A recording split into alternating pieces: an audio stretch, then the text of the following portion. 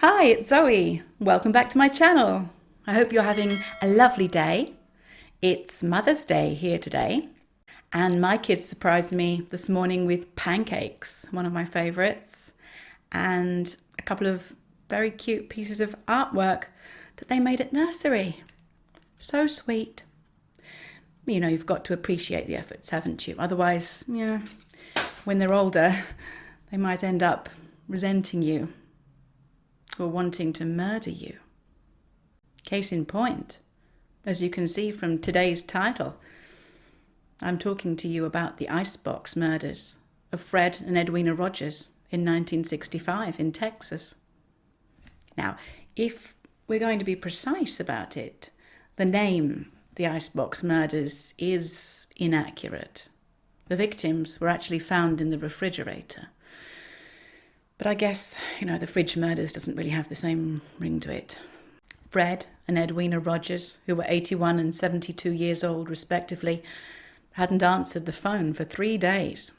And their nephew, Marvin, was getting worried. Now, he went to their house, but no one answered the door, and the blinds were all closed. He called the police and requested they come and conduct a wellness check on the elderly couple. Around 9 p.m, the police officers and Marvin knocked on the front door again, but still no answer. So police broke the front door down and went in. Inside, there was no sign of the couple or their 43-year-old son, Charles, who also lived at the property. The 1.5-story home was disorderly, but Marvin said neither his aunt or uncle were the best housekeepers, so that didn't seem out of the ordinary. Okay, a bit harsh. Maybe he felt bad about saying that later, under the circumstances. But what was weird, however, was the 2 plates of uneaten food sitting on the dining table, which had obviously been there for some time. And one of the officers noticed a strong odour coming from the fridge, so he opened it and saw various cuts of meat. They were washed, but unwrapped and stacked high in rows, filling every shelf. Now, he thought it was hog meat, but as he turned to close the door, he cast his eyes downwards and was shocked to see 2 dismembered heads placed in the plastic compartment at the bottom of the fridge. The heads belonged to Fred and Edwina Rogers. Records after the autopsies were conducted showed that Fred had been beaten with what was most likely a claw hammer, and he had had his eyes gouged out and his genitals removed. Edwina had been beaten and then shot in the head.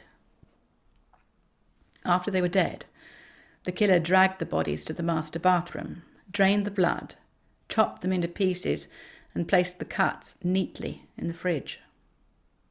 There were pieces of the bodies missing, and later some organs were recovered from a nearby sewer. The killer had apparently tried to dispose of them by flushing them down the toilet. That never works. The medical examiner is quoted in the Amarillo Globe-Times as saying, "Whoever did this apparently took their time and knew what they were doing. This dismemberment was a fairly neat job." And, as far as compliments go for a murderer, I guess that's a good one. The house had been carefully cleaned of blood and evidence, despite what Marvin had said when he came in with the police, though tests indicated that a large amount of blood had been cleaned recently from the bathtub and floor. There were wood stairs leading up to Charles's bedroom in the attic that had recently been scrubbed. In his room, there was clothing, a hot plate, and a kettle, and dishes, and a collection of ham radios. Small sidebar: if, like me, you know nothing about ham radio, which we will find out is one of Charles's hobbies, and envisioned radios made from cuts of ham, that's incorrect.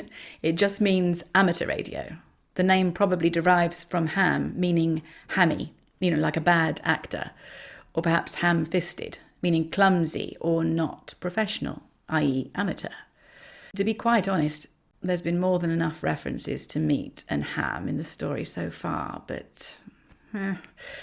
Besides the radios, they also found a bloodied keyhole saw, and it's thought that this is what was used to dismember Fred and Edwina. Charles Frederick Rogers, their 43-year-old son, was the immediate suspect, but nobody could find him. He was said to be extremely intelligent. He spoke 7 languages and had a BA in nuclear physics. He'd been a pilot for the US Navy during World War II, and pretty much the only photo that surfaces of him is in uniform, and he served in the Office of Naval Intelligence. Later, he became a seismologist for the Shell Oil Company. At some point in the 50s, he was involved in the Civil Air Patrol, where he met David Ferry, a man who was later accused of being involved in the plot to assassinate JFK. Seems random, but there's more on that later. Following 9 successful years with Shell Oil, one day Charles inexplicably quit his job overnight and moved back in with his parents. It should be noted that it was actually Charles's house they were all living in, but he moved into the attic room. The living arrangements were somewhat strange. He furnished his living area with a hot plate on which he could cook rudimentary meals. He never mixed with his parents downstairs. The two parties only communicated by passing notes under each other's doors. He often left the house at dawn and came back very late in the evenings. What he did all day was a mystery. Indeed, the neighbours were mostly unaware that he was living there at all, and for the few that did know about him, they confirmed that he was very reclusive. After the murders, and despite the police launching an international manhunt for Charles, he was never seen again. There are numerous theories about what really happened, and several unsubstantiated sightings of Charles over the years. In 1992, authors John R. Craig and Philip A. Rogers, who is no relation to the Rogers family, mentioned Charles in their book, The Man on the Grassy Knoll. The authors, who were investigators for the National Intelligence Service Bureau, say that Charles was a CIA agent until the mid-1980s. They suggest that he was one of the men who assassinated President John F. Kennedy, going as far as to say he impersonated Lee Harvey Oswald in Mexico City. They also claim Charles was one of the so-called 3 tramps, along with Charles Harrelson and Chancey Holt, who were arrested in Dealey Plaza after the assassination attempt. They go as far as to say that this is the reason Charles had to kill his parents.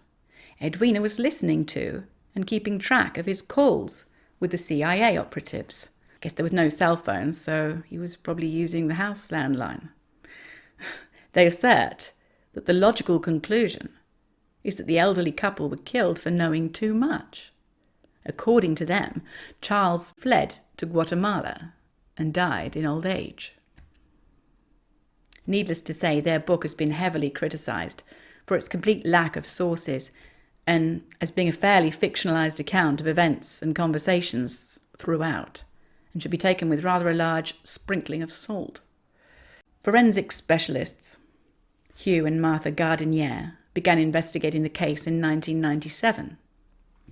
They don't believe that Charles was a CIA agent, but they agree that he would have known and worked with CIA contract workers when he was a seismologist.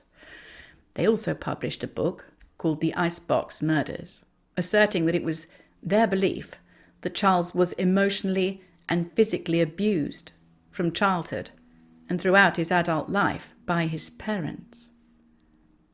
Of course, this casts a whole different light on the facts surrounding the case. If they're to be believed, then old Fred and Edwina, who they label as devious con artists, had been involved in unscrupulous activities for years: illegal gambling, fraud, tax evasion. At the time of their deaths, It was reported that they were faking Charles's signature on deeds of land that he owned and remortgaging the house, the house that they were all living in together, and pocketing the money. The Gardiniers believed that he planned his parents' murder for years and used his higher-up connections from years spent working in the oil and mining companies to enlist help and fly to Mexico. They think that he eventually ended up in Honduras, where he was ultimately killed some years later over a wage dispute with miners. Their book, The Icebox Murders, has been labelled a work of fact-based fiction. If that's not an oxymoron, I don't know what is. Charles Rogers was legally declared dead in absentia by a judge in 1975, so that his estate could go through probate and the family's affairs to be put into order. The murders of Fred and Edwina Rogers remain an unsolved case. However, Charles was, and still is, considered the prime suspect.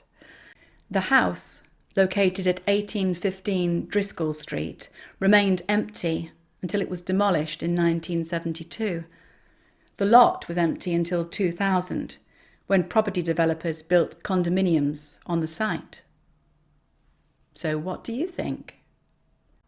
Many people say that when a crime is so violent and specific, and I'm talking now about the removal of body parts, in particular of the eyes and genitals of Charles's father, that it's a deeply personal attack rather than something random like a break-in gone wrong. The fact that Charles has remained missing boils down to, I think, two possible theories. One, that he was responsible and fled the country to avoid being caught. Or two, that he was abducted and killed, and his body disposed of somewhere by whoever had killed his parents. But then why not leave the body at the house with the others? And who or what would be the motive for killing the parents? The crime scene was cleaned so well and the bodies dismembered and arranged so precisely, it seems unlikely. Who would gain something from framing Charles? Unless, of course, there is an element of truth to those JFK conspiracy theories. If you enjoyed learning about this case, do leave me a thumbs up and a comment. If you're not already, please consider subscribing to my channel for more videos. Thank you so much for watching, and I'll see you in the next one. Bye.